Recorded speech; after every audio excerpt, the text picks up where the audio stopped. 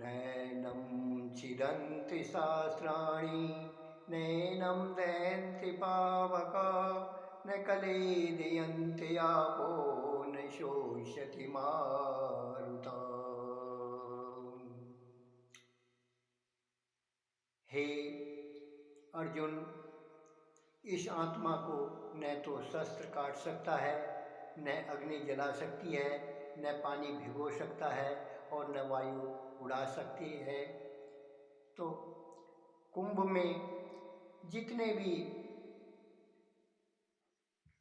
प्राणी श्रद्धालु मृत्यु को प्राप्त हुए हैं, उन सब की आत्मा को परमपिता परमात्मा शांति प्रदान करे और भविष्य में इस प्रकार की जो हादसा की पुनरावृत्ति हे परमपिता परमात्मा कभी न हो, ऐसी कामना के साथ आप सबका श्री कृष्ण प्रज्ञा कुंज में हार्दिक अभिनंदन है। मित्रों, दुख के साथ कहना पड़ता है कि इस संवेदन की घड़ी में कुछ राजनीतिक पार्टियां और देशी विदेशी मीडिया अपनी राजनीतिक रोटियां सेकने के लिए और सस्ती लोकप्रियता हासिल करने के लिए जहां संवेदना होनी चाहिए थी, वहाँ राजनीतिक रोटियां सेकी जा रही हैं। बड़े दुख की बात है। वसुदेव कुटुंबकम को मानने वाला भारत आज कहाँ तक राजनीति का शिकार हो गया है, कहा नहीं जा सकता। मैं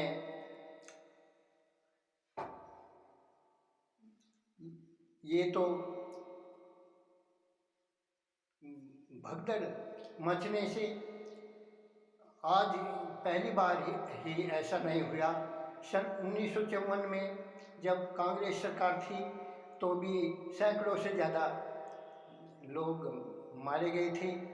1965 में बहुत बहुत से लोग मारे गए थे। 2042-12 में बहुत से लोग मारे गए थे। तब लोगों ने और तथाकथित शंकराचार्य जी ने इस्तीफे की मांग क्यों नहीं की। आज जो माननीय योगी जी, जिनकी लोकप्रियता पूरे संसार में फैल रही है, जिस प्रकार से आदित्य, उनका नाम ही आदित्य सूर्य को कहते हैं, सूर्य का प्रकाश पूरे भूमंडल में फैलता है। इसी तरह से माननीय मुख्यमंत्री जी को भारत ही नहीं विदेशों में भी उनकी लोकप्रियता के कारण, उनकी मांग और कुशल प्रशासन के कारण उनकी मांग हो रही है। ऑस्ट्रेलिया वगैरह उन्हें अपने यहाँ मुख्यमंत्री चाहते हैं। तो ऐसे में जब उनका प्रकाश पूरे भूमंडल पर फैल रहा हो तो स्वाभाविक है कि उन कुछ लोगों को ये उनका ये सम्मान, ये लोकप्रियता फूटी आंखों भी नहीं सुहाती। इसलिए कहीं कुंभ में आगजनी, कहीं उपद्रव, कभी झूठी अफवाह, इस तरह फैलाया जा रहा है। मैं पूछना चाहता हूँ उन सज्जनों से, जब आप श्रद्धालु बन करके पवित्र गंगा त्रिवेणी में स्नान करने की भावना से जा रहे थे, तो वहाँ पर भगवान की जय का उद्घोष होना चाहिए था, गंगा जी की जय का उद्घोष होना चाहिए था। किसी पर्टिकुलर नेता के नारे क्यों लगाए जा रहे थे? क्या आप उसे, जो महाकुंभ है, उसे भी एक राजनीतिक जामा फैलाना चाहते हैं, उसे राजनीति के रंग में रंगना चाहते हैं? तो ये श्रद्धा उचित नहीं कहा जा सकता। तो इस तरह की भावना से बचना चाहिए और जहाँ तक प्रशासन का सवाल है, प्रशासन की एक घटना अभी गढ़ का जो कार्तिक का मेला था उसमें मैं गया था। मैंने देखा कि जो मुख्य घाट है उससे दूर कुछ माताएं और कुछ साधु जो खतरे वाली जगह थी, जहाँ पर बैरिकेडिंग भी नहीं लगा हुआ था, वहाँ पर स्नान कर रहे थे। और जो हमारे पुलिसकर्मी भाइयों ने उन्हें जो समझाया, तो लेकिन उसके बावजूद भी वे नहीं माने।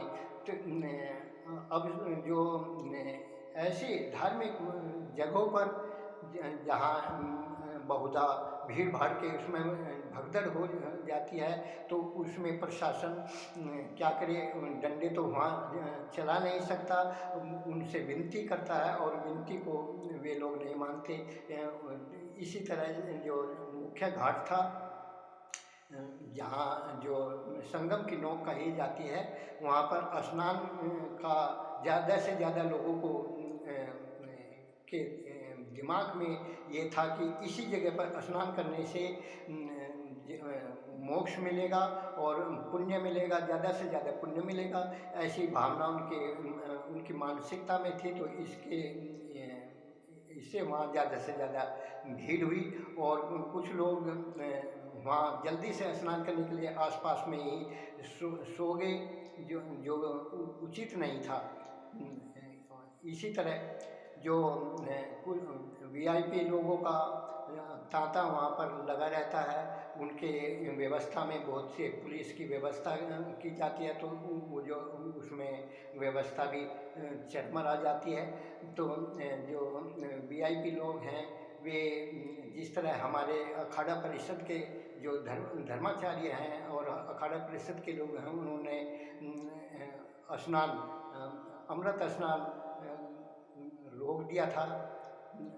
इसी तरह वीआईपी भी कर सकते हैं। और जब हमारे देश में एक बड़ी विचित्र स्थिति है, जो जहाँ तक जब कानून की बात आती है तो वीआईपी और छोटे से छोटे सब साधन एक समान हो जाते हैं। लेकिन जब सुविधा की बात आती है तो वीआईपी को अलग फैसिलिटी दी जाती है। ऐसा दोहरापन भी बहुत दुखदाई है। यदि वीआईपी लोग स्नान करना आना ही चाहते हैं तो साधारण पब्लिक की तरह आए, उनकी व्यवस्था प्रशासन को नहीं करनी चाहिए। यदि करना ही है तो वे दो उससे आगे पीछे भी आ सकते हैं, ये जिससे जो इस तरह की व्यवस्था में परेशानी ना हो।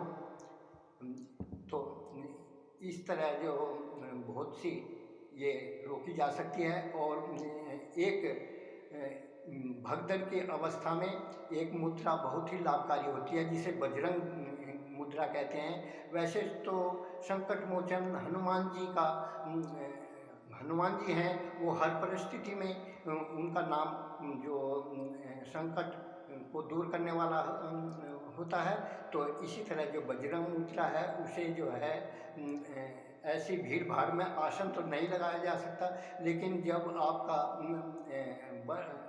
वो मिले, मौका मिले ऐसी अवस्था में, तो तुरंत जो है अपने जो दोनों हाथों की हथेलियों को की अंगुलियों को आपस में इस तरह से मिला करके और कोहनियों को ऐसे कर इस तरह करके टाइट करके खूब शक्ति लगा करके इस तरह करना चाहिए।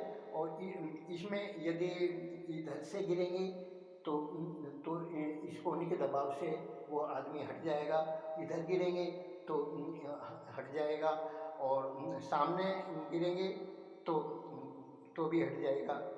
ये इस तरह सिर ये सारी की सारी जो बचाव होगा इस मुद्रा से। और सांस आपका सांस सुचारू रूप से चलता रहेगा। और वैसे बिना इस मुद्रा के गिरने से तो जो है एक के ऊपर एक गिरते रहेंगे और आपके सांस रुकने से आपकी मृत्यु भी हो सकती है। इसलिए हुशान बने, होश बने, तो तुरंत ही इस मुद्रा को लगा करके, इस बजरंग मुद्रा को लगा करके आप मुसीबत से बच सकते हैं। आशा है कि आप इसका प्रयोग करेंगे, और इन्हीं के साथ आप सबका हार्दिक अभिनंदन। और मैं ये आप परमात्मा आपको सदा सुखी रखे, सबके मंगल कामना के साथ। वंदे मातरम। जय श्री राम।